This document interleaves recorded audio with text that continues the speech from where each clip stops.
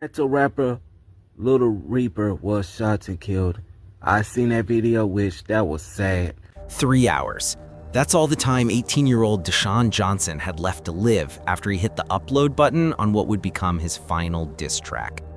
The Atlanta drill rapper, known to the streets as Lil Reaper, had just dropped music that would set off a chain of events culminating in over 100 shell casings scattered across Empire Park, and a community barbecue turned to bloodbath. This is the tragic story of Lil Reaper's final hours alive.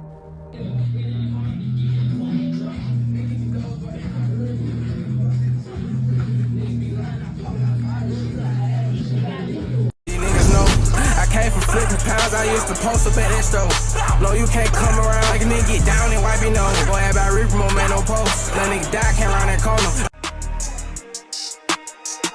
I hit that stick, I cut that gin, nigga. I'm on 2-4 blonde with a slick. Don't say my name, nigga. Big 4-5, this beat make you split. But before we dive into the chaos that unfolded that July evening, you need to understand who Lil Reaper was, the dangerous world he navigated, and why those 3 hours between his last post and his last breath would become a cautionary tale echoing through Atlanta's streets. Deshaun Johnson grew up on Cleveland Avenue, a neighborhood on Atlanta's South Side that's produced hip-hop legends and street legends in equal measure. This was Young Thug's territory, a place where the line between making it out and getting caught up is thinner than the paper money dreams are printed on. By 18, Lil Reaper had already carved out a name for himself in the underground scene, affiliated with a crew called Fast Money. This collective evolved from earlier street groups and represented the new generation of Atlanta drill rappers trying to translate their lived experiences into viral moments and streaming revenue. His music embodied everything raw about ATL drill: aggressive beats, unflinching lyrics about street life, and the kind of authenticity that comes from actually living what you rap about. Lost 2-4, that shit the drag. Send your killer, I got sad. Ain't say shit, don't get no pad. Mags with guns, I bang with flag. In one clip that circulated online, you can hear the confidence in his voice as he introduced himself. My name is Lil Reaper, I'm from Cleveland Avenue. I go crazy, nigga know about me. That confidence, that pride in representing his block, it's what made him relatable to thousands of young people growing up in similar circumstances. But it's also what made him a target. Lil Reaper was particularly close with Baby Kia, another rising Atlanta rapper, who would later post a heart-wrenching tribute. Who would have known this would have been our last picture together? The two had collaborated on multiple tracks, including Get Jiggy, which became a breakout hit in 2023.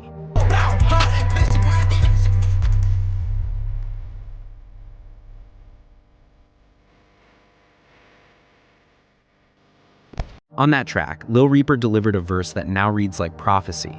Aggressive, unapologetic, filled with the kind of violent imagery that characterizes drill music, references to Dracos, threats against opponents, and the casual discussion of street justice that makes parents clutch their pearls and prosecutors build RICO cases. But here's what you need to understand about the drill rap scene, particularly in Atlanta. These aren't just artists playing characters. The ops they mention in songs, sure, are real people. The beefs they reference are conflicts that existed long before anyone picked up a microphone. The consequences are devastatingly real. July 24th, 2025 started like any other summer day in Atlanta. The temperature was climbing and the streets were active. What nobody knew yet was that this day would become part of one of the most violent weekends Atlanta had seen in years. A 48 to 72-hour period where approximately 32 to 47 people would be shot across the city, with multiple fatalities. But before the sun would set on this day, Lil Reaper made a decision that would seal his fate. Sometime in the early evening, he dropped a diss track. The exact title remains undocumented in official sources, but the content was clear: aggressive bars, targeting his ops, including the now infamous line, "Fuck his ops." In the drill rap world, this kind of direct disrespect isn't just artistic expression, it's a challenge, a provocation, a dare. And in a culture where respect and reputation mean everything, where backing down can be more dangerous than standing up, such challenges rarely go unanswered. 3 hours later, around 9:40 p.m., Lil Reaper was at Empire Park on Oak Drive Southeast. Over 100 people had gathered for a community barbecue. Families grilling hot dogs, friends catching up, kids playing, music bumping. Empire Park had recently been renovated by the city, an investment meant to provide safe recreation spaces for a neighborhood that had seen too much violence. For a few hours that evening, it was exactly what it was supposed to be, a place where community thrived. Then around 9:45 p.m., everything changed. What happened next would transform a peaceful gathering into a crime scene. Surveillance footage later released by Atlanta police showed a dark-colored sedan pulling up to the park entrance. From the passenger side, a tall figure emerged. Seconds later, the sound of gunfire shattered the summer evening air. Not just a few shots, but a sustained barrage that would leave over 100 shell casings scattered across multiple locations, like deadly confetti marking the spot where childhood ended for dozens of witnesses. Ring doorbell cameras from nearby homes captured the chaos. Over 100 attendees scattered in every direction, some diving behind cars, others running into nearby apartments, parents grabbing children, elderly residents dropping to the ground. The barbecue that had brought the community together now scattered it in terror. When APD officers arrived minutes later, they found Deshaun Johnson lying motionless. The 18-year-old who had been so full of life just hours earlier, who had been confident enough to challenge his rivals in a diss track that afternoon, was pronounced dead at the scene. When they arrived at the scene, police say a 17-year-old boy was found dead on the scene, and a 21-year-old woman was also shot, taken to the hospital in stable condition. As officers secured the scene, more calls came flooding in. At 50 Mount Zion Road Southwest, the Nirvana at Glenrose Apartments, about a mile from the park, 3 more victims were discovered. 2 were in stable condition, but 1 was critical, fighting for their life. And near the intersection of Cleveland Avenue and Old Happaville Road, officers stopped a vehicle where they found a 5th victim in the back seat, shot in the leg, desperately trying to get themselves to a hospital. The sheer volume of shell casings, over 100, indicated this wasn't a targeted hit. This was someone or multiple people unleashing hell on a crowded park, with little regard for who else might get caught in the crossfire. I heard the pow, pow, pow. I was sitting right there next to you. First, I thought they were firecrackers, until I just heard multiple of them. I heard about 100 and some shots. One neighbor, a great-grandmother who lived near the park, described the terror in visceral detail. Was I scared? I was hollering to the top of my voice. I crawled on my knees, skinned my knees up, going down the hall to the other room. She had been watching television when 2 bullets pierced through her home's walls, one entering the living room, ricocheting through interior walls, and ending up in her kitchen. A few inches different, and she could have been another casualty. But perhaps the most chilling response came from another resident who frequents the park. When asked about the shooting, she said something that should shake anyone who cares about these communities. I wasn't surprised, because it's happened before in this park, so it's not a first time. It's a regular, ongoing event. Think about that. Violence at a public park had become so normalized that a shooting leaving 1 dead and 5 injured was just another day in the neighborhood. Tyrese Miller, senior advisor to City Councilman Antonio Lewis, expressed what many were feeling.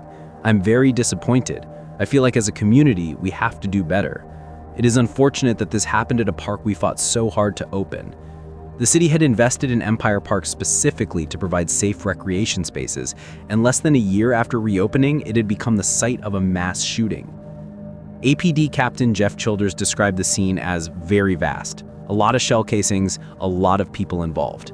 His team spent hours just cataloging evidence, photographing where each casing fell, documenting the trajectory of bullets, interviewing the dozens of traumatized witnesses who had come for a barbecue and ended up running for their lives. We are reviewing witness statements and video, hopefully, and hopefully we get something out of that. But right now, we don't have any suspects. But here's what makes this even more tragic. This wasn't an isolated incident. The Empire Park shooting was just the beginning of what would become one of the most violent weekends in recent Atlanta history. From July 24th through July 28th, the city would see approximately 12 to 14 separate shooting incidents, resulting in 32 to 47 people shot and 2 to 5 deaths. Grady Memorial Hospital would treat 47 gunshot victims during this stretch, overwhelming staff and resources. And it would only get worse. Less than 90 minutes after Lil Reaper was pronounced dead, another tragedy was unfolding just miles away. At approximately 2:30 p.m. on July 24th, just hours before Lil Reaper would be killed, 33-year-old Aaron Hines was shot dead inside a townhome on the 300 block of Schuyler Way Southeast. Begin tonight in Atlanta, where a beloved youth football coach was shot and killed earlier today in a townhome off Schuyler Way. Good evening and thank you for joining us. I'm Russ Spencer. I'm Courtney Bryant. Police say they got the call around 2:30 this afternoon. Family has identified the victim as 33-year-old Aaron Hines. But this wasn't just another street casualty. Hines was a beloved youth football coach, known throughout the community as Coach Ball or Meatball, a father figure who had spent over 20 years mentoring children, including raising his late sister's children. Hines was also the cousin of Atlanta rapper Rolo, who would later post a devastating tribute. "This was literally everything I had left. This is the person I learned how to crawl with. The only thing my boy wanted was for the family to come back together." Friends described Hines as someone who didn't harm no one and always stepped up to help others. So finally I reached out to one of the coaches, and when I found out that it's true, I'm devastated. Devastated. That's it. He had a big impact in this community and with these children and with their families, not only with the kids, but with family. He was the coach that you called if your child was acting up in school. He was the coach that you called if your son wasn't listening to you. There's a lot of heartbroken people here. He was a great man. I loved him very deeply. He was a father figure to many young men in this city. We don't know what to think. What can we think? This is a major loss. What can I say? What can I say other than, what can I say? He had dreams of opening a recreation center to provide safe spaces for youth, dreams that died with him in that townhome. The suspect, 36-year-old Tavares Williams, was arrested the next day and charged with Hines's murder, as well as another killing that occurred around 1 p.m. that same afternoon at a Shell gas station on Memorial Drive. 2 murders in 92 minutes, and Williams became the only person arrested in connection with that entire violent weekend. But the violence kept escalating. Early on July 28th, around 1:27 a.m., another mass shooting erupted on Edgewood Avenue Southeast, a popular nightlife district packed with bars and restaurants. Atlanta authorities are investigating what it's calling a mass shooting in the Sweet Auburn neighborhood. 3 separate scenes all along Edgewood Avenue. This is close to the King Center and Ebenezer Baptist Church. In all, 1 person has been killed, 10 others have been wounded. 11 people were shot, including 8 males and 3 females. 27-year-old Santos Wyatt was killed, while 10 others were hospitalized, including an 18-year-old male in critical condition. I can't come out here. I can't enjoy myself and drink. I done been shot. I done been grazed in my face. So this is very traumatic for me. You know, and to see that boy over there, it just hurts my soul because I have a baby boy.